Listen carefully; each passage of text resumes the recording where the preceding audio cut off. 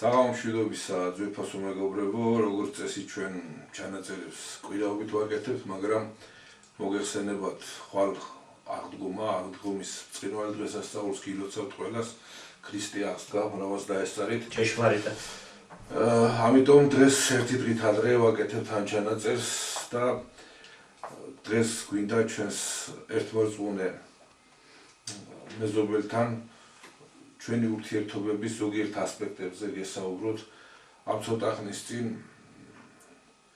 ქალბატონო მარგარიტა სიმონიანი, რომელიც კრემლის პირდაპირ რუპორი გახლავთ, შემდეგი შინაარსის განცხადება გააკეთა, რომ ხვალ-ხვალზევით საქართველოში კვლავ გამოჩნდება ერეკლე, რომელიც ჩოქებით მოვა რუსეთთან სათხოვნელად და ბოდიშის მოსახდელად. ერეკლე და საქართველო არავისთან არსად ჩოქვი და ფოფხით არ მოსულა, ეს არის სრული ტყუილი. ეს იყო თანამედროვე გაგებით სამოკავშირეო ხელშეკრულება ორ მეზობელ ერთმორწმუნე სახელმწიფო შორის და ამდაგვარი საუბარი როგორც მინიმუმ არის უიცობა და უმეცრება და უარეს შემთხვევაში ეს არის შეგნებული გაყალბება და მტრობა. მოგეხსენებათ, რამოდენიმე ათეული წლის განმავლობაში, მას შემდეგ რაც საბჭოთა კავშირი დაიშალა, რუსეთის დიდი მხარდაჭერით სარგებლობდა სომხეთი, ის კი არა რამის დოტაციაზე ყავდა და კვების პროდუქტებიდან დამთავრებული ყველანაირი სახის მიწოდება რუსეთიდან ხდებოდა. რუსეთი იყო გარანტი სომხეთის სუვერენიტეტის და ტერიტორიული მთლიანობის, მაგრამ მოვიდა დრო და სომხეთმა გადაწყვიტა, რომ ზურგი აქციოს და ზურგში იმ დროს, როდესაც რუსეთს ყველაზე მეტად უჭირდა და ჩართული არის მთელ დასავლეთთან ომში, სწორედ მაშინ აირჩია პროდასავლური ორიენტაცია სომხეთმა, ეს იყო რუსეთისთვის מחვილის ჩარტყმა. მაშინ, როდესაც საქართველო ქართველმა ხალხმა მიუხედავად სრული დამოკიდებულებისა ჩვენ შორის, რომელიც უკვე დიდი ხნის ჩამოყალიბებული არის, მიუხედავად იმისა, რომ რუსეთს ჩვენი ტერიტორიების 20% აქვს ოკუპირებული და ბოლოს და ბოლოს ჩვენი სისხლი აქვს დავრილი, ამის მიუხედავად საქართველო ვერ ჩაითრიეს პროვოკაციაში, რასაც ქვია რუსეთის წინააღმდეგ მეორე ფრონტის გახსნა. ის სხვა საკითხია, რომ საქართველო ამას შეეწირებოდა, მაგრამ ამას უზარმაზარი ზიანის მოტანა შეეძლო რუსეთისთვის. და დღეს აი ამ ფონზე ქალბატონი სიმონიანი ცდილობს ამის გადაფარვას, როგორც ჩანს, და აქ გაღმა შეედავე, რომ გამოღმა დაგჭეს და აქეთ გვედავება ქართველობას, რომ თურმე ჩვენ რაიმე დაგვიშავებია რუსეთის წინააღმდეგ. კონკრეტულად აი ამ შემთხვევაში რა დანაშაული გვაქვს, ამას ვერ ამბობს და არ ასახელებს კონკრეტულად. საერთოდაც საქართველოსა და რუსეთს შორის ეს დამძიმებული, გაუარესებული ურთიერთობების უკან არა მარტო რუსული შოვინისტური წრეები დგას, არამედ დგას საქართველოს და რუსეთის ხელისუფლებაში გვარგადაკეთებული და გვარგადაუკეთებელი სიმონიანის თანამემამულეების დიდი კოჰორტა. აგრეთვე საზღვარგარეთ მოქმედი სომხური ლობის წარმომადგენლობა დგას ამ ყველაფრის უკან და უნდა ვთქვათ, რომ ჩვენ შორის აი ამ დაძაბულ ურთიერთობაში ლომის წილი აქვს შესრულებული სწორედაც კრემლში მოკალათებულ სიმონიანის თანამემამულეებს, რომლებიც წლების განმავლობაში ცდილობდნენ საქართველოსთვის ტრული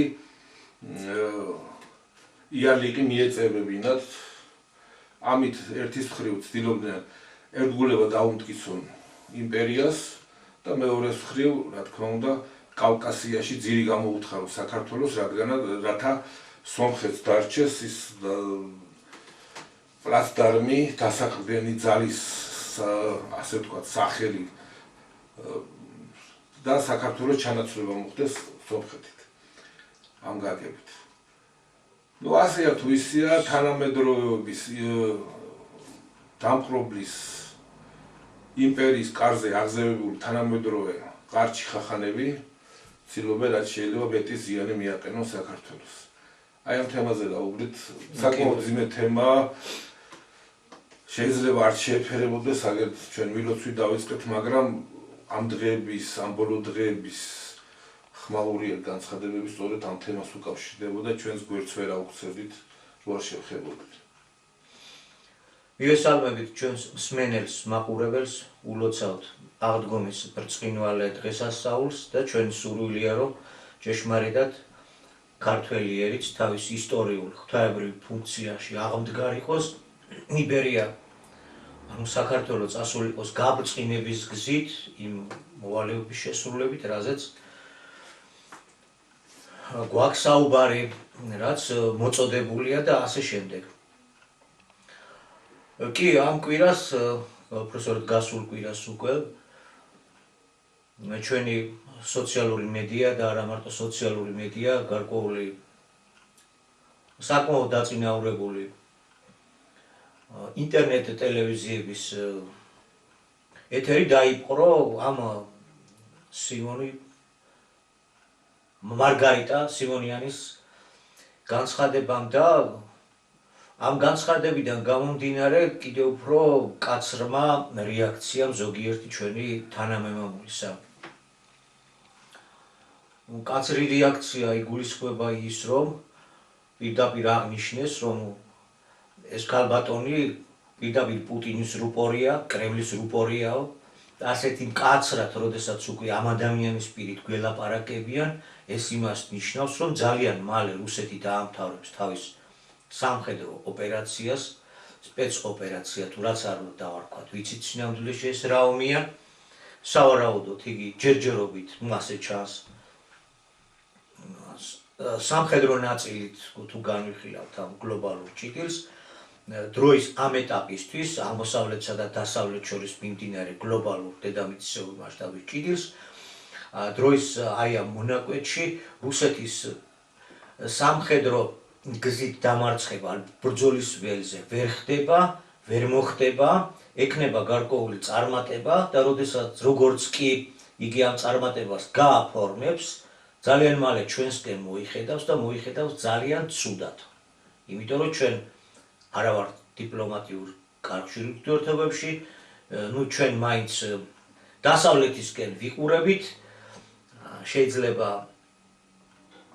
ამის მამტკიცებელ საბუთად თითქმის ყოველდღიური განცხადებები დავილაგავთ, მიუხედავად იმისა, რომ დასავლეთის დიდი ნაწილი ჩვენ გვასანქცირებს, გვიპირისპირდება, ასე ლაპარაკობს ხელისუფლება და ესეც ფაქტია.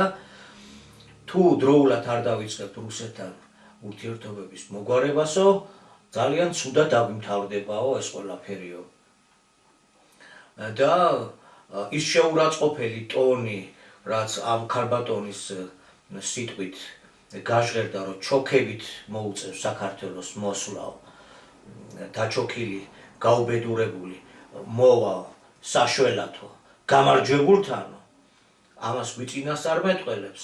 ეს სწორედ იმის ნიშანია, რომ უკვე განგაში ზარები უნდა დავაკუხოთ და ძალიან სწრაფად უნდა შევცვალოთ ჩვენის პოზიცია, რაც დიდი ხანია უკვე არჩეული გვაქვს და რა პოზიციად ჩვენ გვუპასო. აქაა ლაპარაკი იმ პოლიტიკურ ორიენტაციაზე, რის ერთგულიც რჩება ქვეყანა მაინც ოფიციალურად. აი ეს საკითხები, რა თქმა უნდა, ძალიან სერიოზული საკითხებია. მოვლენა ცოტა ხნით გვერდზე რომც გადავდოთ. ახლა ამ ქალბატონის განცხადებაში მხოლოდ კრემლის პოლიტიკოსების უმაღლესი ეშელონის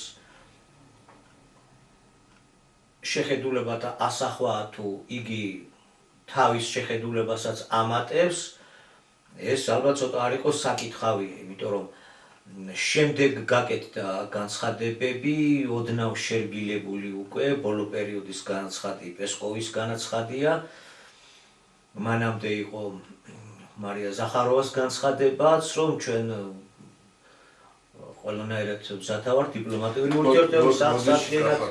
მან იყო უბრალოდ დიპლომატიურ ჩარჩოებში გადატანილი. კი. თუ რაიმე იმედის მომცემი, არც განცხადებები არ შეაგვიყვება. მკვეთრი განაცხადი არის ის, რომ კრემლი არ აპირებს გადახედოს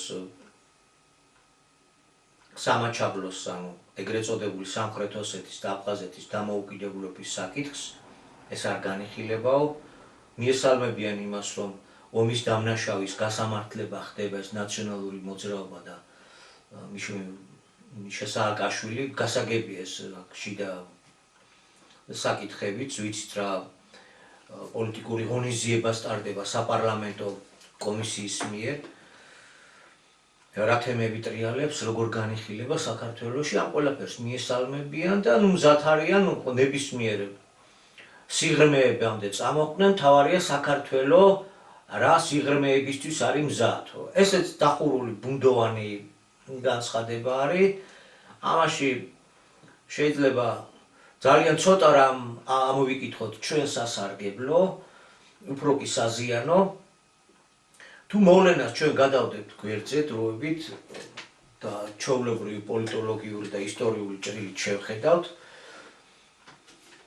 ვიცით, ქართველები რა როლსაც ასრულებდნენ მეფის რუსეთის იმპერიის სიმტკიცის ჩამოყალიბებაში, რა როლია გვაქვს შესრულებული ისტორიული პროცესებში მონაწილეობით და განსაკუთრებით საბჭოთა კავშირის ჩამოყალიბებაში რა როლი ითამაშა იოსებ ბესარიონიძე სტალინმა და ასევე ბერიამ. ქართულმა ჯგუფმა რა როლი ითამაშეს ვიცით. საბჭოთა კავშირი არ იარსებებდა, რომ არა ეს ქართული ჯგუფი, რუსეთის ფედერაცია არ იარსებებდა, რომ არა ამ ქართული ჯგუფის მოღვაწეობა და დღეს მსოფლიოში იქნებოდა საერთოდ სხვა სურათი, რომ არა ეს ჯგუფი, აქ არ არის ლაპარაკი მარტო ფაშიზმის ძლევის და დამარცხების, აქ არის ლაპარაკი ის, რომ დღეს რუსეთი რითაც ფაქტიურად არსებობს. ეს არის ატომური ქოლგა, რომელიც ამ ორი ადამიანის და ამ ქართული ჯგუფის მოღვაწეობით არის განხორციელებული. დღეს პუტინი გარკვეულ გზას რო უდგა სათავეში მსოფლიო მასშტაბით და მიუძღვის, იგი იმ მყარ ფუნდამენტს ეყრდნობა, რომელიც მყარი ფუნდამენტის გარეშეც ეს საერთოდ არ იარსებებდა. ეს არის იმდენად თვალნათლივი, იმდენად ცხადი ფაქტი, ამის გვერდის ავლა, ოდნავ ობიექტური მაინც თუ ხარ, შეუძლებელია. და თვითონ სომხეთის, როგორც რესპუბლიკის არსებობა და როგორც საერთოდ სახელმწიფოს არსებობა, პირდაპირ უკავშირდება რუსეთის იმპერიის ამიერკავკასიაში შემოსვლას, აი ერეკლეს აქით, რა თქმა უნდა, ქართულ სახელმწიფოებრიობის წარმომადგენლობას აქვს. მაგ კუთხით ძალიან დიდი ნაბიჯები გადადგმული. სომხების სახელმწიფოებრიობის და საერთოდ აქ კვლავ დასახლების საშუალება მეფის რუსეთის იმპერიით მიეცა და საბჭოთა კავშირით გაფორმდა კიდე იგი როგორც რესპუბლიკა, შემავალი რესპუბლიკა. და რო არა ეს ქართული ჯგუფი, ეს ყველაფერი არ იარსებებდა. ამიტომ მანამ ქართველების წინააღმდეგ ხმალს გააშიშვლებენ და მოგვიქნევენ, ისე იფიქრონ, რომ არსებობენ, როგორც სახელმწიფო. ძალიან დიდი წვლილი აქვს აი ქართულ ჯგუფს ნათამაშები. და ჩოქვით და ესეთი შეურაცხყოფელი სიტყვებით ლაპარაკი ქართულ სახელმწიფოებრიობაზე და ერეკლე მეორეზე სომხის მხრიდან, სომეხი პიროვნების მხრიდან ვერ ვიტყვით, რომ ეს გაუნათლებელი პიროვნება და ეს ზედაპირულად და ზერელეთ უნდა უყურებდეს. მას მართლა ძალიან სერიოზული წონა აქვს ამ ინფორმაციულ ომში მინიჭებული კრემლისგან. ცოტა დაფიქრებით უნდა ილაპარაკოს, რომ თვითონ ერეკლე მეორეს რამხელა ღვაწლი მიუძღვის სომხურ დიასპორაზე და საერთოდ სომხურ მაცხოვრებლებზე. გაფანტულები რომ იყვნენ და როგორი დიდი იმედით შემოჰყურებდა სომხურ დიასპორის წარმომადგენლობა ერეკლე მეორეს, რომელიც სისხლად დაცლილი ქვეყნის უკანასკნელი დიდი მეფე იყო. და ამიტომ მანამ მის ნაბიჯებს ვინმე შეაფასებს, ცოტა დაფიქრდეს და იცოდნენ, რომ დღეს რომ ასეთი სურათია ამიერკავკასიაში და სახელმწიფოებრიობა რომ გააჩნიათ ვიღაცებს, ძალიან დიდია დამსახურება ქართველების. და ვინ საქართველოს წინააღმდეგ ხმალს გაიქნევს, ის პირველ რიგში თვითონ მოიჭრის თავის საფუძველს. ეს კიდე სულიერი კანონია. იმიტომ რომ დადებითად თუ არ პასუხობ და უარყოფითად უტრიალებ, გინდა რომ გარკვეული პოლიტიკური კონიუნქტურით საქართველოს ადგილი დაიკავო რომელიმე იმპერიის ზედამხედველობით და შორს მიმავალი გეგმები აისრულოს, ზღვაზე გასასვლელი და ასე შემდეგ. უკან მოგიტრიალდება ძალიან ცუდად, ეს უნდა გაითვალისწინო. სხვა დროა მოსული და ამ დროს ცოტა სხვანაირი მოფრთხილება სჭირდება სიტყვასაც, მით უმეტეს ქმედებას.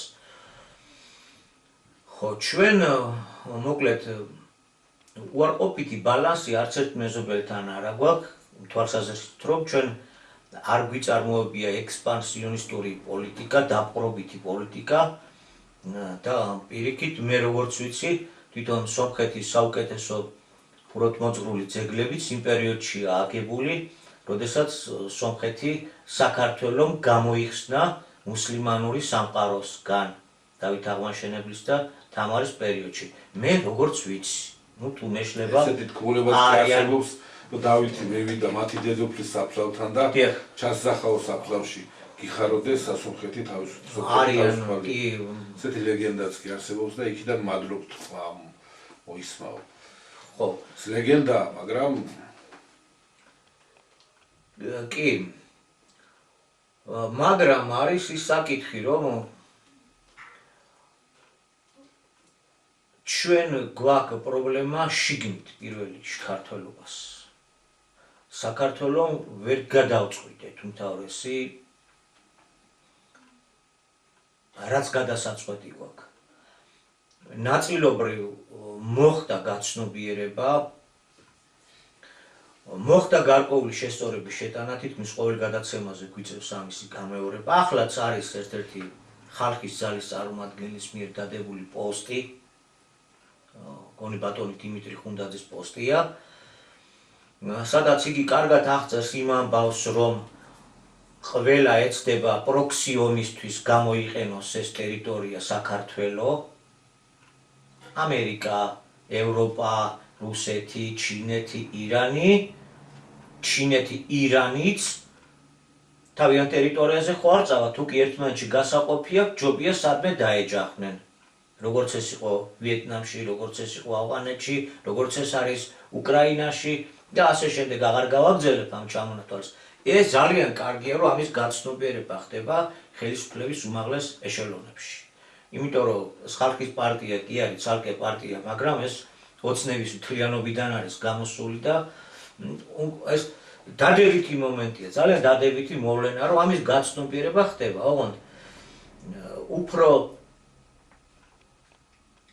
დაწორილებით არის ეს საკითხები გამოსატანი, გასარჩევი, სწორი დიაგნოზი, მას კარგავს, თუ კი მას შემდეგ სწორი მკურნალობა არ მოყვება. ახლა რა შეიძლება თქვათ, ეს უაღრესად სწორი შეფასება არის.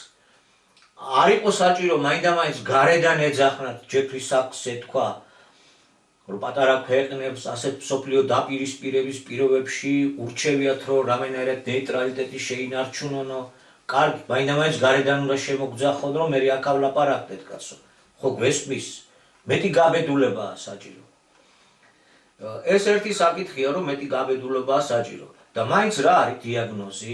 ნაწილობრივ მაინც სრული მკურნალობისათვის ქვეყანა რო გადარჩეს, ცოტა სხვა დიაგნოზია კიდე დასასწრელი, მაგრამ აი ნაწილობრივ რო გადარჩეთ. ესე იგი, მიკედლების ამ დიდი წამყვანი დამტყმელი ქვეყნების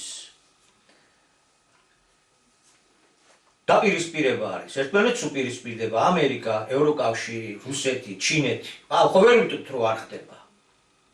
უკვე ცხელომზია მისული. უკვე ეკონომიკური ომია გაჩაღებული, რომელიც ფერმ მსოფლიოს ეხება. ვერ ვიტყვით, თვალს ვერ დავიბრმავებთ, რომ არ არის მსოფლიო დაყოფილი ბანაკებად და ვერც იმას ვიტყვით, რომ ერთ-ერთი უკვე აუცილებლად გამარჯვებული გამოვა და აბაჩქარაევის მხარეზე გადავიდეთ. ახლა სწორედ ისეთი მდგომარეობა, როდესაც სწორედ პროქსიომი რო აწარმოონ, ჭირდებათ პოლიგონი, ტერიტორია. და პოლიგონი რო გახდე, მიტმასნერის პოლიტიკას როგორც დაიწყებ, უკვე პოლიგონად გაქცევენ. მიტმასნების შერევა შერწყმის პოლიტიკას ვატარებთ დამოუკიდებლობის გამოცხადებიდან დღემდე ევროპის დასავლეთის მიმართ. ამიტომაც ევროპას საომარი აქვს რუსეთთან, ამერიკას საომარი ჰქონდა რუსეთთან, ეხლა თითქოს ისეა რომ რაღაც იცვლება, მოდი ეს კიდე სხვა ჯელობის საგანია, მაგრამ ამიტომ ეს ორივე ეძებდა არეალს, საიდანაც უნდა მომხდარიყო, წარმოქმნილიყო დიდი კონფლიქტი. 2008 წელს სწორედ ამგვარი კონფლიქტი იქნა წარმოქმნილი საქართველოს ტერიტორიიდან. როგორი უნდა იყოს ესეთი ქვეყანა? უნდა იყოს მეზობელი. იმიტომ რომ მაშ ფედერაციას როგორ შეეხები? თუ შორს არის იქაც შესაძლებელია, მაგრამ უკეთესია რომ იყოს მეზობელი, სამეზობლოს წარმოადგენდეს. უკეთესია რომ ამ ქვეყნებს ჰქონდეთ რაც სადაო, ჰქონდა ეს სამაჩაბლოსა და აფხაზეთის სახით. ჰქონდა ეს. ამიერკავკასია ძალიან ფეთქებადია, ეგეც ვიცით. იქ ისლამური მომენტები არის და არა მარტო, ხო? 2008 წლისთვის რადგან მიტმასტების, მიკედლების პოლიტიკა გქონდა, რადგან ჩვენი სუვერენიტეტს ფაქტიურად აი ესე ვაძლევდით პირდაპირ და ვემსახურებოდით ყველაფერში, ყველგან სადაც კი ომი გქონდათ, იქ დავდიოდით და ნომერ პირველ როლს ვასრულებდით. აქაც მაშინ უნდათ ადგილი საომრად და საქართველოს უნდა გამოეყენებინათ რუსეთის წინააღმდეგ ერთ-ერთ საომარ პლაცდარმად რა.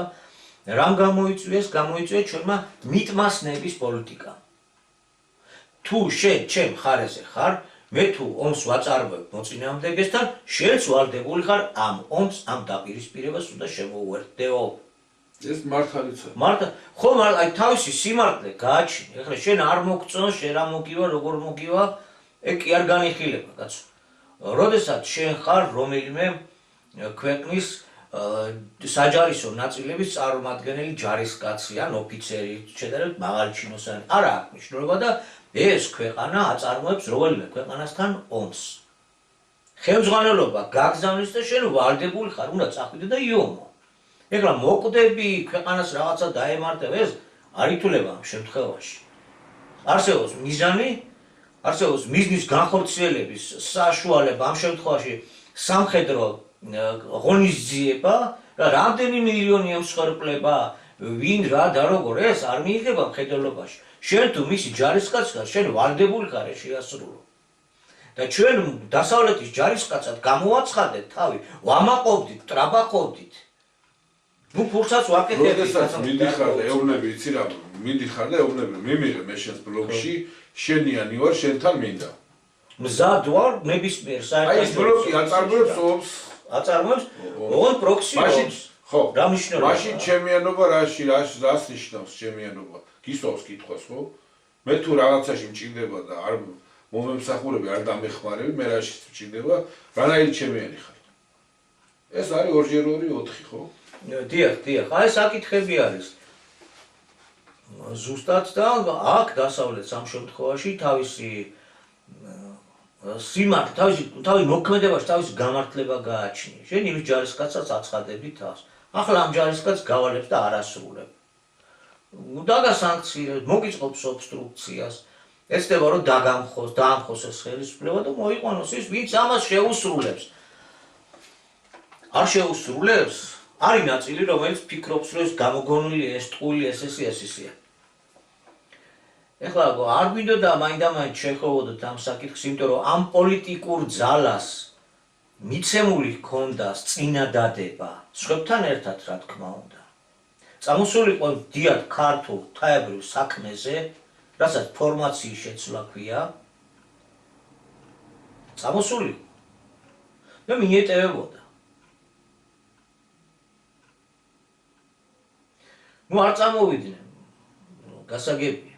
ახლა მათი საქმე, ამ პოლიტიკური ძალის საქმე გამოტანილია საჯაროდ, საპარლამენტო კომისიით და ხელისუფლება ამბობს, როგორც ფაშისტური ორგანიზაცია დაიგმო და აიკრძალა მთელ მსოფლიოში, პირველ რიგში ევროპაში რა თქმა უნდა, ასევე უნდა გამოვლინდეს ამ პოლიტიკური ძალის მოქმედება როგორი იყო, შემდეგ საკონსტიტუციო სასამართლოს უნდა წარუდგინოთ იმ მოთხოვნით, რომ ეს ორგანიზაცია და გათანაბრდეს ფაშისტურთან დესტრუქციულ, ანტიეროვნულთან და ის უნდა აიკრძალოს ეს პოლიტიკური ორგანიზაცია. ჩვენ ვამბობთ, რომ ეს არის მოვლენა, რომელიც თავის თავში განკითხვასაც გულისხმობს და ძალა, რომელიც სიტყვის უარს და არ უნდა თავისთავად ის მექანიზმი ამუშავდება, უნდა თუ არ უნდათ, ეხლა კოჰაბიტაცია უთხრეს და ერთად ძალიან კარგად იყვნენ, მაგრამ აღარ დავიწყებთ ახლა ამაში ჩაწვრილი მანებას, ისეც არ იმართა სოფლიოში, ქვეყნში, გარეთ მოვლენები, რომ კოჰაბიტირებულად და ერთად, როცა ძალიან კარგად ინაწილებდნენ ხელისუფლებას და ძალიან კარგად გრძნობდა თავს თვითონ არსებული ხელისუფლება, იგი იძულებულია, იგი ვარდებულია, ეს გამოიტანოს ამრაგვარად და გაასამართლოს. და რადგან ასია საკითხი ისეთი თემები შემოაქვთ, რომ ახლა ამის ღია თქმაც უკვე არ არის პრობლემა. ნაციონალური მოძრაობა ის იყო მაკენის კაბინეტში გაზრდილი, მაკენი იყო ეს დიდი ამერიკული ქორი, ვიცით ყოფილი სამხედრო პილოტი, მოკლედ ანტირუსი მოძრაობის ფრაგმანს წარმოადგენდა და იმ კაბინეტში გაზრდილი გარკვეულ დაჯგუფებას წარმოადგენდა ნაციონალური მოძრაობა, რომლებიც იყვნენ პოსტსაბჭოთა სივრცის ფერადი რევოლუციების ავანგარდი, ანტირუსული მოძრაობის ავანგარდი ერთდროულად, არა მარტო კავკასიაში, ამიერკავკასიაში, რომლებმაც გაიარეს ერთგვარი მოსამზადებელი კურსი 2008 წლის ომის წარმოებით, ეს იყო უკვე შეძენილი გამოცდილება, ესე უბრალოდ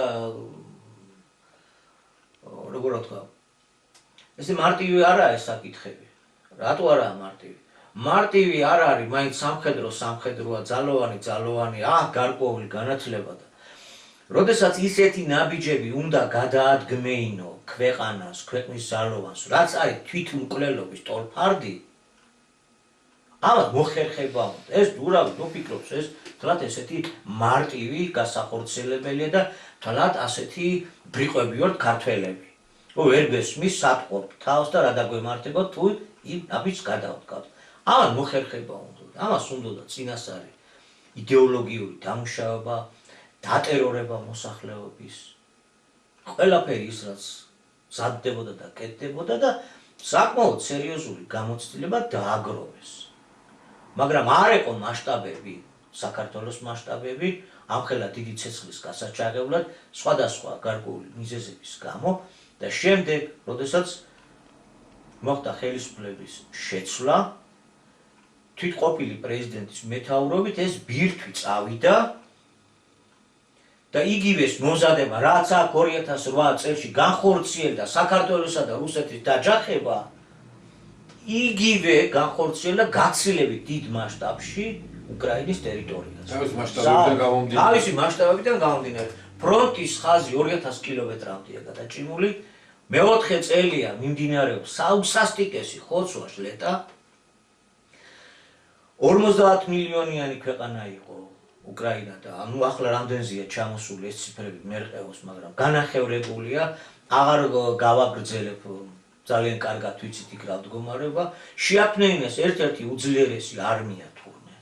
მთელი ის მოლაპარაკებები მის კი ორი ყოფილა თურმე დროის გასაყვანად და დიდი ინტენსივობით მიმდინარეობდა სხვათა შორის, როდესაც ტრამპი იყო პრეზიდენტი, მაშინაც ეს მექანიზმი ჩართული იყო, დიდი შეერაღება მიმდინარეობდა, რომ უკრაინას ამზადებდნენ თანამედროვე იარაღით გადაიარაღება ბაიდენამ და სწორედ ტრამპის ხელში მოხდა და მომზადება. ხო, ბატონებო და აი ამ დროს სწორედ ეს ქართული ახლა ისე უნდა გამოიყვანოს მაკენის კაბინეტში მომზადებული თავგანწირული ჯარისკაცები გლობალიზაციის ხასუსავ გლობალიზაციისათვის მებრძოლი თავგანწირული ჯარისკაცები, რაც იქ მომზადდა, მათ ჩაატარეს ექსპერიმენტის სახით 2008 წელს საქართველოში და როგორც ჩანს, ეს გამოცდილება საჭირო იყო, რომ დანერგილიყო უკრაინაში და უკრაინაში ამხელა მასშტაბებზე გასულიყვნენ და მოეხდინათ დიდ ფართო ვრცელ ფრონტის პირობებში ბრძოლის ველზე რუსეთის ფედერაციის დამარცხება. ახლა ეგ რო ჩავარდა და რაღაცა ისე არ წავიდა, ეს სხვა საკითხია, მაგრამ აი ასეთი პროექტი იყო და ამდაგვარად დასრულდა ეს ამბები და რატომ მოვაყოლე ახლა გავიდეთ რომ ყველას ჰქონდა შეთავაზებული, წამოსულიყო და ეს საქმე გაკეთებულიყო, მაგრამ უარია მიღებული თავისთავად ცხადია და ისე როგორც მათ უნდათ, ისე კიდე მთავრდება ჯერჯერობით და ისე როგორც არის. მიმდინარეობს მათი გასამართლება. მაგრამ არის ის, რომ დაუშვათ და რუსეთი გაიმარჯვებს, სწორედ ბატონი მჟავანაძეც სწორედ აღნიშნავს, რომ თუკი მალე რუსეთი თავის საქმეს გამარჯვებით დააგვირგვინებს, თითქოს ასეთი პირი უჩანს, მე ძალიან მკაცრად შემოგვიბრუნდებაო და ზომები სასწრაფოდ უნდა მივიღოთო. ქართველებს გვაქვს ქვეყნის შიგნით გვაქვს ეს უზარმაზარი პრობლემა. მართალია ცნობიერების შესწორება შეტანა მოხდა სახელმწიფო წრეებში და იმ უსაშინეს ავანტიურას არ გავყევით, მაგრამ ბოლომდე მაინც ვერ ვამოვთ. ნაწილობრივი წამალი რაც არის, ბოლომდე მაინც ვერ ვამოვთ. ესე იგი რა გვინდოდა გვეთქვა, რომ მთელი ეს ჩვენი გათვლა ეყარებოდა იმას, რომ დასავლეთი გამოვა გამარჯვებული. დასავლეთია პირველი. არა და მოსულმა ახალმა სიტყვამ თქვა, რა გითხრა, რა მოგვიტარა, რომ დასავლეთის დრო, დასავლეთის ბატონობის დრო, თალმუდისტი ებრაელთა ბატონობის დრო დამთავრდება. უეჭველად დამთავრდება, უეჭველად მარცხით დასრულდება ეს ყველაფერი. ოღონდ მარცხსაც გააჩნია როგორ. ეს დიდი მსჯელობის საგანია. ახალმა სიტყვამ გითხრა, რომ მოდის აღმოსავლეთის დრო.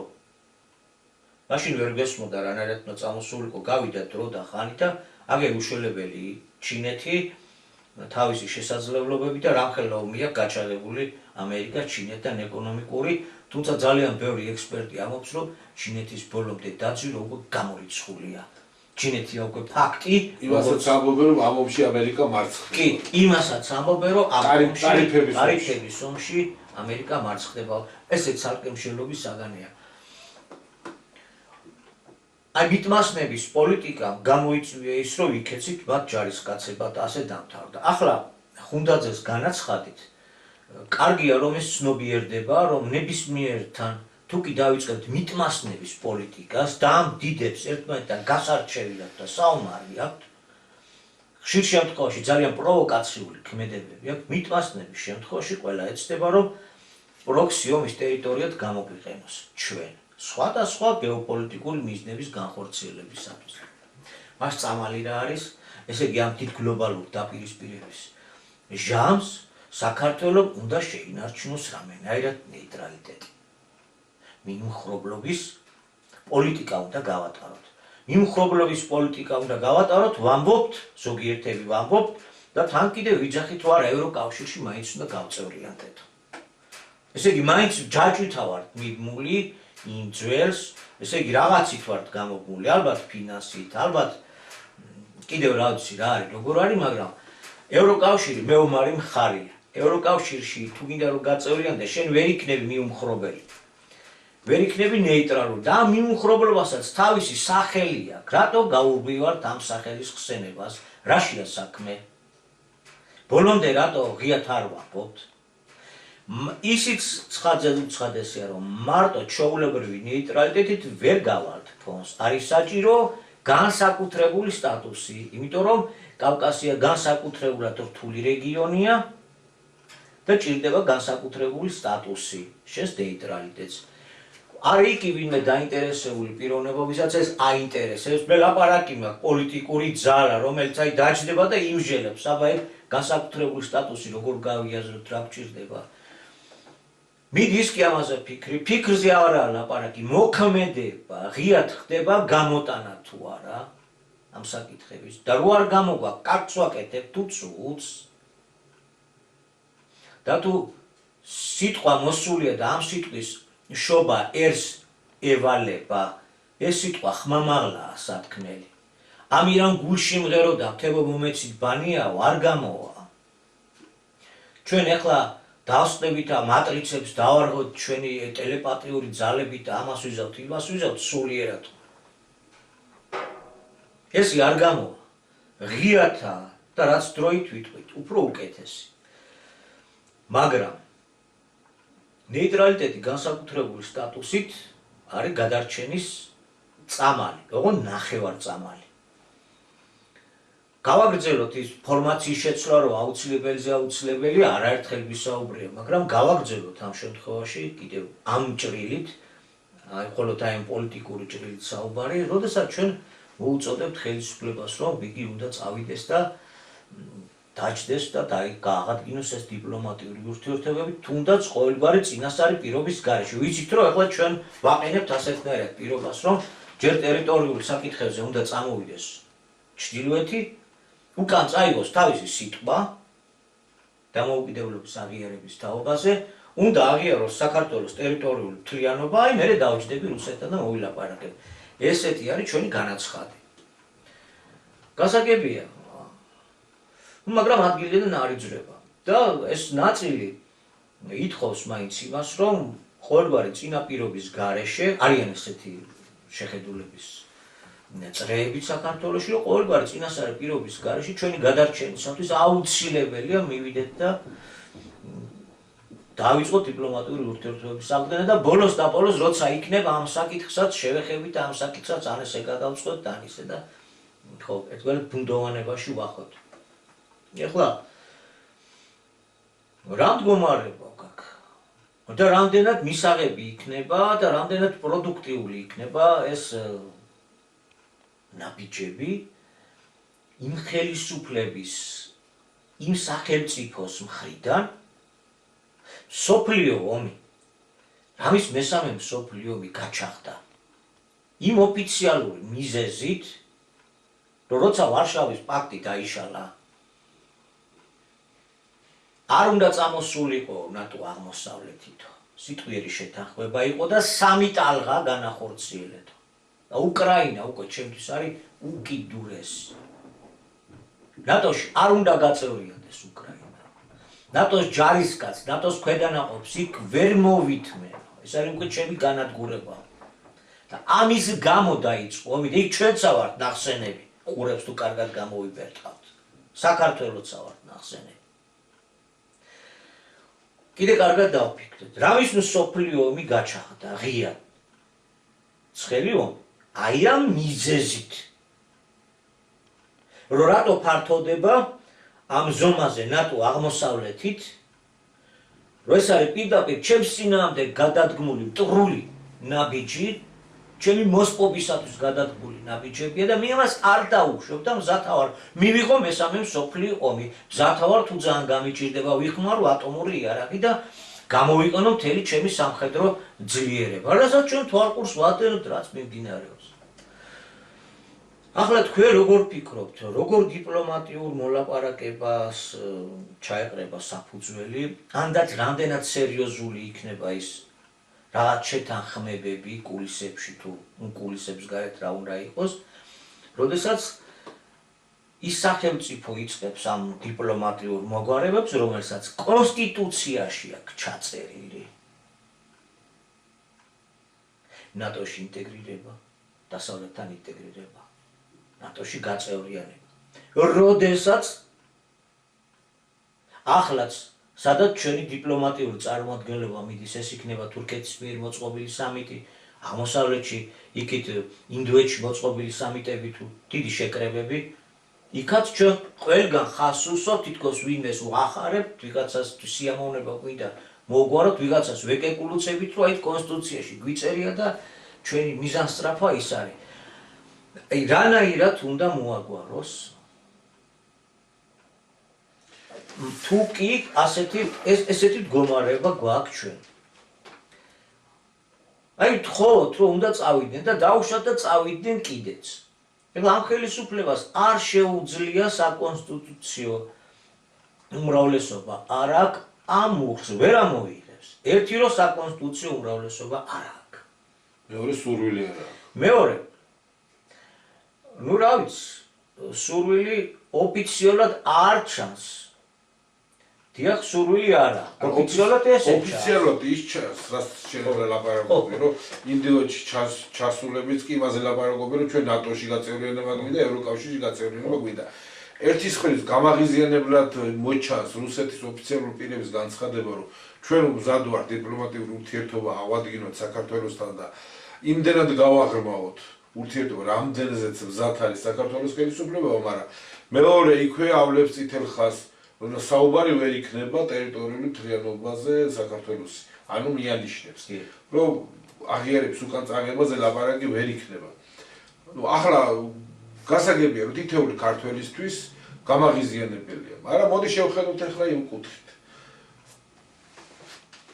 გიჩდება ქვეყანას ალაპარაკოთ, რომელი ქვეყანას აცხადებ, რომ ჩემი მთავარი მიზანი არის გავერთიანდე იმ სტრუქტურებში, რომელთანაც ის ქვეყანა ომს აწარმოებს. კონსტიტუციაში გიწერია, შევალდებული ხარ. კონსტიტუციაში გიწერია და ყოველდღიურად ადასტურებს შენს ერთგულებას აი ამ პოლიტიკური მიმართულების მიმართ და ყოველდღიურად აცხადებ, რომ შენი მიზანი ირჩება ისევ ნატოში გაწევრიანება, ევროკავშირში გაწევრიანება და ამ დროს ევროკავშირთან და ნატოში საომარ მდგომარეობაში იყოფება ეს ქვეყანა, შენი მეზობელი ქვეყანა. და უჯდები იმ ქვეყანას ალაპარაკო და თხოვ, რომ ის ტერიტორიები დაგიბრუნოს, რომელი ტერიტორიებიც წაიღო, იმიტომ რომ შენზე ზემოქმედება მოახდინოს. მე კარგად მახსოვს 2008 წელს რუსეთის დუმის ვიცე-სპიკერს ქართველი ჟურნალისტები კითხვებს უსავდნენ, სადაც მან უთხრათ, რომ იცით რა, ჩვენ რაში გჭირდება? ტერიტორიაზე იყო ლაპარაკი და ესეთი პასუხი გასცა, რომ ჩვენ რაში გჭირდება თქვენი ტერიტორიები, როცა ჩვენი ტერიტორიები საწავლებლად არ ვიცით. და ამ კონფლიქტის გასაღები სადაც არის, შვენივრად იცით თქვენო ბატონმა სააკაშვილო. ეს იყო დიპლომატიური განცხადება დიპლომატის. მინიშნება, რომ რა არის მიზეზი იმის, რომ დღეს ჩვენ მტრულ მდგომარეობაში ვიყო. ის მტრული ბანაკი ჩვენ თვითონ ავირჩიეთ, ხო ასეა? დიახ. ხო არავის არ ხა გარეგნულად ესე ჩანს, რომ ჩვენ ავირჩიეთ, არავის არ დაუძალებია. არა, დაძალება ნამდვილად არ იყო, ვერაფერს ვერ დავდოთ ესე ღიეთ, რომ იცილები მოვიდა. ვინმეს რომ მეაჩნია, რომ 2022 წელს დაიწყო უკრაინაში ომი, 2022 წელს არ დაწყებულა იყო. დიდი ხნით ადრე დაიწყო. დაიწყო მაშინ, როდესაც უკრაინამ თავის ორიენტაცია დაირჩია ნატო და ევროკავშირი. დაიწყო მაშინ, როდესაც ეს 2014 წელს, როდესაც რუსულენოვან მოსახლეობის სისტემატიური დაბომბები მიმდინარეობდა აღმოსავლეთ უკრაინას მხედველობაში და იქ წლების განმავლობაში მიმდინარეობდა ხოცვა-ჟლეტო. რაც შემდეგ საბაბი გახდა რუსეთისთვის, რომ შევიდა თავის მოსახლეობის დასაცავად. ასე იყო ეს ყველაფერი შეკუთული. ახლა როგორ არის საქმე? ისინი ვინ ძალიან ბრაზდებით, რომ სწრაფად უნდა გადაიდგას რუსეთთან ეს დიპლომატიური ნაბიჯები და ასე შემდეგ, ხელისუფლება თავისივე მიღებული ჩაწერილი კანონით, კონსტიტუციური კანონით, თავისივე ნაბიჯები მან წინასწარ დაბლოკა ამ მიმართულებით. ეხლა რაც არ უნდა ჰაერში მუშტები ვიქნოთ, ეს არის ფაქტი. გასაგებია, რომ ეს ხელისუფლება ისეთ პოლიტიკას ატარებს, ერთგვარად ლავირებს, ისეთ პოლიტიკას ატარებს, რომ გარკვეული გზავნილები კრემლისთვისაც არის, ჩრდილოეთთვისაც არის. აი იცით რა არის, თუ კი ნაციონალების გამო მე იძულებული ვარ, რომ სხვანაირად ვილაპარაკო და ესენი არიან მთავარი დამნაშავეები და ეს ომის პარტიის წარმომადგენლები არიან. მე ვერავიღე საპარლამენტო უმრავლესობა, იმიტომ რომ აი ეს ომის პარტიის წარმომადგენლები ძლავრად არიან მაინც მართალია კონსტიტუციას ვერ ცვლი და ვერც ვერაფერ ისეთ კანონს ვერ ვიღებ, რაც წინასწარ განვაცხადე, რომ ჩემი ერთ-ერთი მთავარი მიზანი ტერიტორიული საკითხების გადაწყვეტა და ამიტომ გარკვეული კონსტიტუციური ცვლილებები შეიძლება დამჭირდეს, რომ ეს მართალია ვერ მოახერხე, მაგრამ დამელოდეთ შემოდგომამდე მიამად გავასამართლებ, დიდ წილს ჩამოვიცილებ და შემდეგ პერიოდში უკვე ისე არჩენებს ჩავატარებ, ჩვენ რო გაგვიხარდება. ეს დაფარული გზავნილი არსებობს. ეს არის ერთგვარი, რა თქმა უნდა, თავისებური ეშმაკური ჭალებს ჩავსად პოლიტიკა. მეორე მხარეს რა გზავნილებს აგზავნებთ? მეორე მხარეს იმ გზავნილებს ვაგზავნით, რომ ნატოში ინტეგრაცია, ევროკავშირში ინტეგრაცია, ეს არის ჩვენი მიზანსწრაფა, ჩვენ ველოდებით ომის დამთავრებას, როგორც ომი დამთავრდება, მაშინ ეს სიტყვა და სიყვარული წამო. ეხლა ომი აიძულებს ევროპას, ომის პარტია აიძულებს, მაგრამ როგორც მაგაშია, რომ ორ სკამზე ჯდომა, რუსულ სკამზე და დასავლურ სკამზე ჯდომა, უბრალოდ არ გამოვა. საქართველო ყარად უნდა იჯდეს ერთ სკამზე. ეს სკამი უნდა იყოს ქართული. თავისი მკვეთრად გამოხატული პოზიციით, რასაც ქვია ქვეყანაში სიტყვის შესაბამისად დროის მოთხოვნებიდან გამომდინარე ახალ ფორმაციაზე გადასვლა და ქვეყნის გამოცხადება ნეიტრალურ ქვეყანად. ანუ ნეიტრალიტეტი განსაკუთრებული სტატუსი. და განსაკუთრებულ სტატუსში დევს ჩვენ ვისაუბრია კიდე ნაწილობრივ აქ არ შევჩერდები. სწორედაც ის დიდი მნიშვნელობა, რაც განასხვავებს ჩვეულებრივ ნეიტრალიტეტის. თუ ვინმე დაინტერესდება, არ დავზარდებით, არიან სპეციალისტები ყავს წარმომადგენლობა თბილისშიც, ვინც დაგესაუბრებიან, შეგვიძლია თუ ვინმე დაინტერესდება. აი ჩვენ ვიცით სადაც არის ამ კრიზისული და უნდა აღიარო რომ ეს არის კრიზისული მდგომარეობა. შენ ამ ხელისუფლებამ უნდა გადაგიწყვიტოს ეს საკითხები, მაგრამ მას არ შეუძლია გადაგიწყვიტოს. ან არც სურვილი აქვს, ან შეიძლება სურვილი აქვს, მაგრამ შესაძლებლობა არ აქვს. დასავლეთისკენ როგორც გადის და ქვეყნის გარეთ გადის, მაშინ დასავლეთს ერთგულებას ეფიცება მაინც. და აქეთ კიდე ის გზავნილია, რომ იცი რა, აი გავასამართლებ ამათ და მერე კარგად იქნება საქმე. ხლა, არც ერთი ნაბიჯი, არც ერთი მხარისათვის ისე არ მოხდება, რომ ვინმეს რაღაცა გამოაპარო, ვინმეს რაღაცა მოატყო, ყველაფერი ყველასთვის ცხადია და ასეთი ორმაგი მოთამაშეობა რა იქნება აბსოლუტურად დამღუპელი. ჯერჯერობით დაყვებიან და აი მარგარიტას მიერ პირიდან ამოსული მარგარიტები სანატრელი გაგვიხდება. წამოვა დასჯა და იქნება სასჯელი. მოვლენა გვერდით გადავდოთ მეთქი საუბრის დაწყებისას ესე ვთქვით და შევეხეთ გარკვეულ ისტორიულ საკითხებს, რომ საქართველოზე ცოტა სხვანაირად უნდა ილაპარაკო და ქართველებზე. დიდი ღვაწლი გვაქვს მაგაზე, მაგრამ ჩვენი მთელი უბედურობა ის არის, რომ ჩვენ ისტორიულ ფუნქციას და ისტორიულ მისიის აღსრულებაზე ვამბობთ უარს. ჩვენ ამიტომ ვისჯებით. ამიტომ ქალბატონი მარგარიტები ზე თავზე მართლა დაგვემხობა. თუ ამ საკითხებს არ გადავწყვეტ, ჩვენ გვაქვს, ვიცით სადაც არის კრიზისიდან გამოსვლის მექანიზმი. გამზადებული, იურიდიული აწყობილი მანქანა. ეს არის 1,907,000 ადამიანის მიერ ხელმოწერით გამოხატული ნებელობა, ნეიტრალიტეტი განსაკუთრებული სტატუსი და ფორმაციის შეცვლა. ახლა არც გვეყოფა ამ გადაცემის ფორმატში, რომ ახლა ფორმაციის შეცვლის აუცილებლობაზე გავაგრძელოთ საუბარი. გვიდებს, დევს ყრილობების დადგენილებების სამი ეროვნული ყრილობაა ჩატარებული.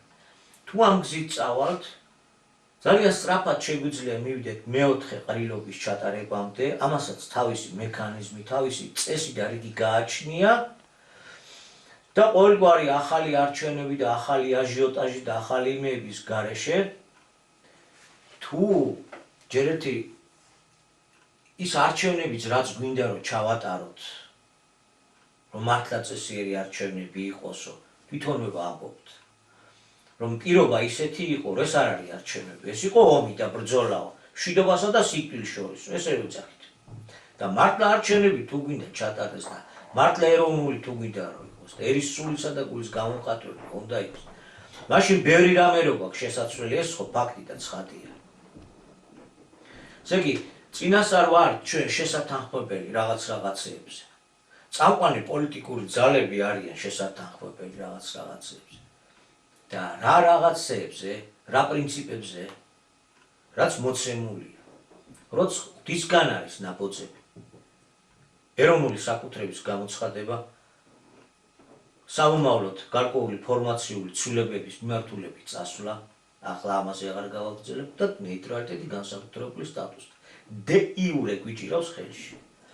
რატო არ შეუძლია ხელისუფლებას რომ შეცვალოს პოლიტიკური კურსი, თუნდაც წავიდეს დიალოგზე, რაც სიცოცხლის აუცილებელია, იმიტომ რომ დე იურე არ უჭირავს ხელში. და რომც წავიდეს, ეს იქნება უბრალოდ დიპლომატიური, როგორ ვთქვა, ფარატინა ქაღალდების ფრიანი, მეტი არაფერი. აი რომც ჩავიდეს დღევანდელი ხელისუფალი და იქ რაღაცა ლაპარაკი დაიწყოს. ეს იქნება დიპლომატიური ფარატინა ქაღალდები, რასაც წონა არ ექნება, იმიტომ რომ დე იურე არ უჭირავს. ახლა იმაზე აღარაფერს ვამბობ, რომ არც მოსახლეობის მხარდაჭერა აქვს ისეთი, რაც აუცილებელი იქნება. მოსახლეობა მხარი, იმიტომ კი არ დაგვიჭირა კაპიტალიზმის ამ ძარცოგლების პირობებში, რომ ჩვენ მართლა კარგები ვართ, იმიტომ რომ მშვიდობას დაუჭირეთ ჩვენ მხარი. მაგიტომ დაგვიჭირა. მაგრამ საჭირო პოლიტიკური ნაბიჯების გადადგმის დროს, როდესაც დასავლეთი კიდევ უფრო გაღიზიანდება და კიდევ უფრო რადიკალური გახდება, მოსახლეობის მხარდაჭერა რეალურად გახდება აუცილებელი და საჭირო. მარტო რეპრესიული მექანიზმებით დავიჭერდა ესევიდა და ისევიდა ვერ გავა ფონს. აქ ერთი მთავარი მომენტია გახ. ჩვენ დღეს ვცხოვრობთ ისეთ სისტემაში, ისეთ ფორმაციაში, როდესაც ხვალ ნებისმიერი პარტია შეიძლება დააფინანსონ, უზარმაზარი ფული ჩაუდონ და არჩევნებში მოვიდეს გამარჯვებული.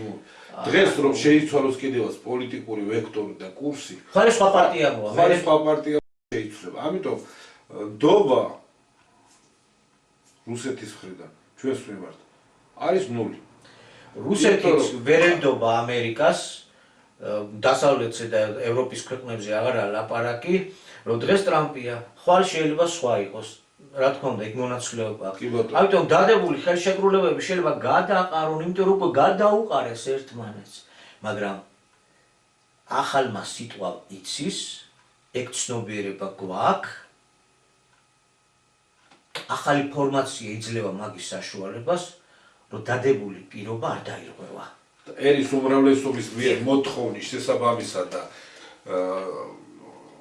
უფლის მოთხოვნის შესაბამისად ქვეყნის გადაყვანა ნეიტრალურ სტატუსში, განსაკუთრებული სტატუსი, რომელიც იქნება სამარადჟამო, ეს საერთოდ განსხვავებული თემა. ხო. თუ ვინმეს აინტერესებს ამ თემაზე, ცალკე შეიძლება დაჯდომა და ცალკეც საუბარი. ეს მექანიზმი არსებობს. აი ჩვენ ვიცით ამ მექანიზმის არსებობის შესახებ, თვითონ ჩვენი ორგანიზაციის ეროვნული თანხმობის დარბაზის არსებობაც სწორედ ამ მიზნით არის, იმიტომ არსებობთ, რომ აი ამ არსებული ცოცხალი მექანიზმის შესახებ გითხრათ, გვაქვს. ძალიან სწრაფად შეიძლება ამ ყველაფრის მოგვარება და გადაწყვეტა. თუ გადარჩენა გვინდა, თუ არ გვინდა, ხო, ჩამთავრებს ომს და ძალიან ბევრი კრემლში ვინც ის საბაბად გამოიყენებს აი შენ კონსტიტუციურ ჩანაწერს. საბაბად. რომ იქ რაც მარცხი იწვნია მისმა ქვეყანამ, საქართველოს ხარჯი აინაზღაუროს. ყველაფერში კონკრეტული არ ვიქნებით, ჯერ არ არის საჭირო. მიხვედრილი ხალხი ვარ და მე მგონი მივხვდებით რა ისა გვაქვს ლაპარაკი. საბაბად გამოიყენებენ.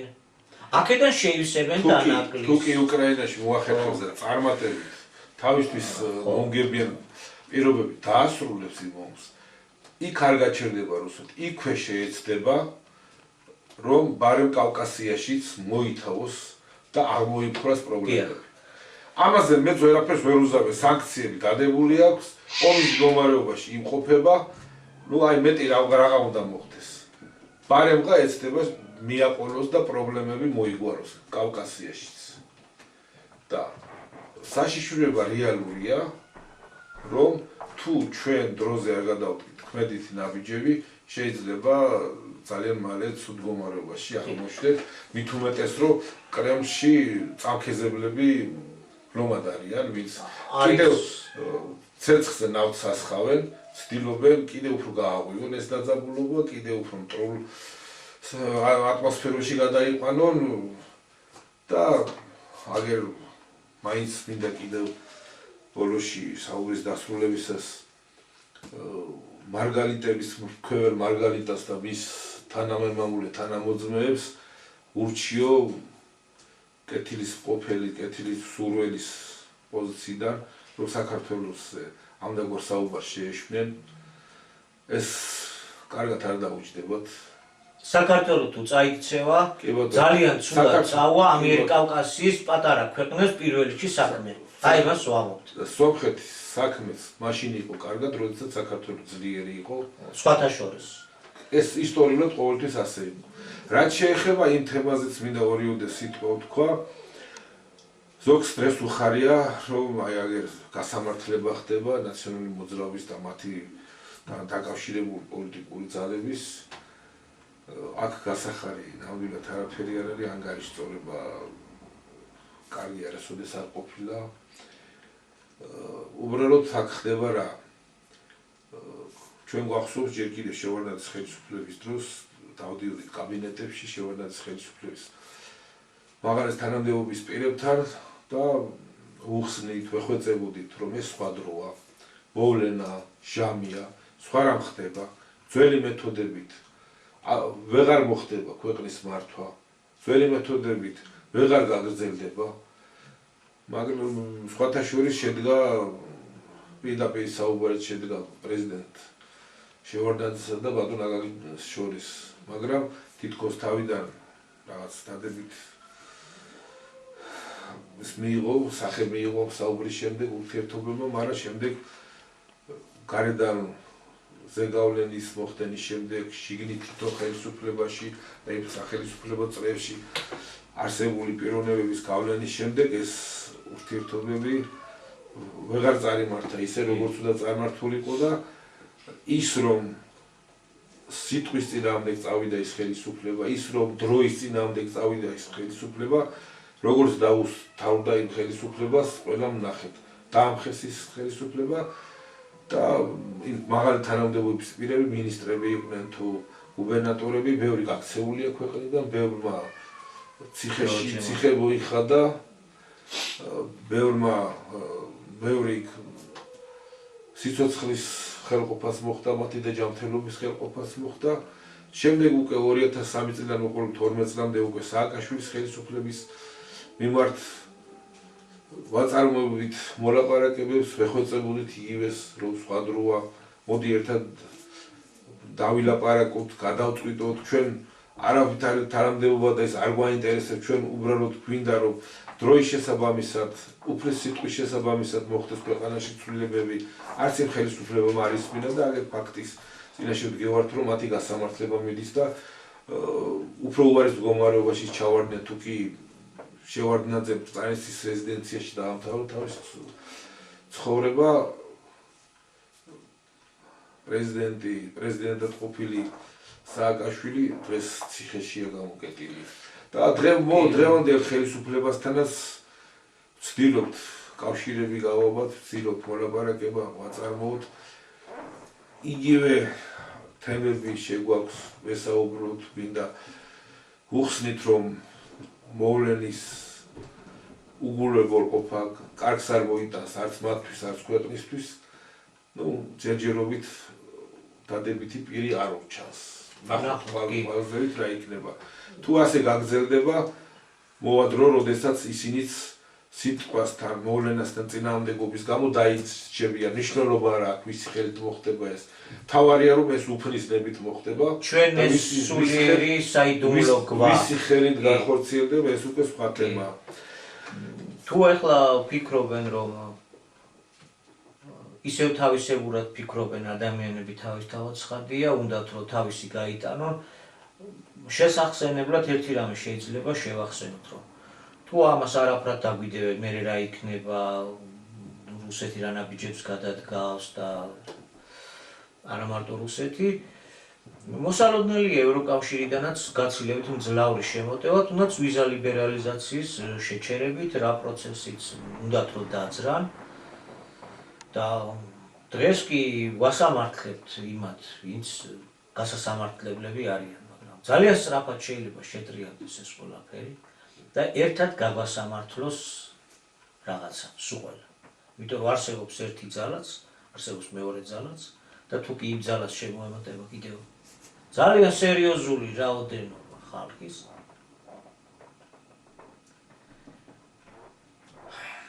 არ მინდა შედარება მოვიყვანო ცუდი. თავი კოპწიად გვიჭირავს, მაგრამ სინამდვილეში სად ვდგევართ. საქართველოს ეკონომიკა აქედან წასული მონური შრომის ხარჯზეა შედგენილი ნახევარზე მეტად. ევროპას იაფასიან მონურ შრომით ვემსახურებით და ისე ვინახავთ, ისე ინახავენ ჩვენი მანდილოსნები აქედან წასული ახალგაზრდობა ოჯახებს. და როდესაც იმ ხალხს ცოტა სხვანაირად გამოგვიბრუნებენ უკან, თან აუხსნიან რომ ამის რატო ხდება ეს ყველაფერი? რომ ამაში დამნაშავედ შეიძლება აღმოჩნდეთ ისე რომ ნაციონალებს რო ვასამართლებთ, საერთოდ ერთმანეთი გავასამართლოთ და ძალიან ცუდი ფორმებით. ძალიან ცუდი ფორმებით. მართალია ახლა ვიძახით რომ ევროკავშირის სიკეთეზე, ეგრეთ წოდებულ სიკეთეზე, ქართველი კაცი თავის დამოუკიდებლობას არ გაცვლისო. ეს ძალიან თამამი განცხადებაა. როცა შენ არ აქვს ეროვნული ეკონომიკა, როცა ყველაფერი კოსმოპოლიტურად ნაკეთებია, როცა აკეთან გაგდებულია ფაქტიურად ქართველი, ადგილობრივი მოსახლე და მაცხოვრებელი, როცა ესეთი ფაქტობრივი მდგომარეობა არის. ასეთ დროს, ასეთი თამამი განცხადებების გაკეთებას ჩვენ თავს შევიკავებთ. მაგ სიტყვებს გამოცდა უნდა და დრო გამოგვაცდევინებს. შეიძლება გამოგვაცდევინოს, მაგრამ ეს გამოცდა შესაბამისი წინსწრები აუცილებელი ნაბიჯის გადადგმის გარეშე ძალიან ცუდად დამთავრდება. სავარაუდოდ ესეა. ჩვენ ერთი რამე ვიცით, რომ გზა რაც გვაქვს დაღუპისაა და გამოთქვათ გარკვეულ ვარაუდებს. დანარჩენი უკვე ჩვენც როგორც პოლიტოლოგები, როგორც ყველა პოლიტოლოგი და ანალიტიკოსი ცდილობს რომ გაუკეთოს ანალიზი რას რა მოყვება, იცი რა, ევროპიდან თუ ეს ხალხი უკან მოგვიბრუნეს, ძალიან მძიმე შედეგები მოყვება ქვეყნისთვის, ხელისუფლებისთვისაც. ახლა მეორე ფრთა მოძლიერდება და თქვენს დანაშაულებებზე დაიწყებენ საუბარს. მე მგონი ახლა ჩვენს მედთან დამშვიდობებით ვლაპარაკობთ ამას იმიტომ, რომ მართლაც მოემზადოს ჩვენი საზოგადოება რეალური აღდგომა ამაღლებისათვის. ქართველი ერი, როგორც მიძინებული მკვდარი ლაზარე, ფეხზე რომ წამოდგეს, აი ამისათვის გვიწევს ამდენი საუბრების ჩატარება. ვცდილობთ გავაგრძელოთ ის, რაც 1995 წლის 9 იანვრიდან გააცხადა, რაც დაიწყო ბატონ აკაკი ჯორჯაძემ. აი ეს არის მხოლოდ და სხვა მეტი არაფერი. ასე რომ წინასწარ კვლავ ულოცავთ ჩვენს ერს, ყველა მართლმადიდებელს, ყველა ქრისტიანს, ყველა ადამიანს დედამიწაზე მაცხოვრებელს,